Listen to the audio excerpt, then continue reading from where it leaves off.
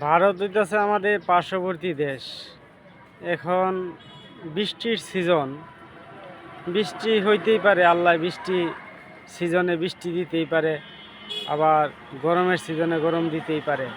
কিন্তু তাই বিল্লা এই যে বৃষ্টির সিজনে পানি জমায় রাইখা তারা এই ফারাক্কা বাঁধগুলা যে এখন সাইডে দিতেছে, যে বাংলাদেশের মানুষ পানিতে কত একটা কষ্ট করতেছে, বিশৃঙ্খলার ভিতরে আছে।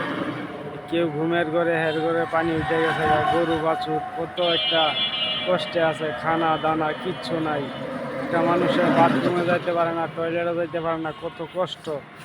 যে একটা বন্ধু তো দেশ এরকম নোংরা আচরণ করতেছে আমরা বাংলাদেশের মানুষের লোকে, এটা কি কাজটা ভালো করতেছে?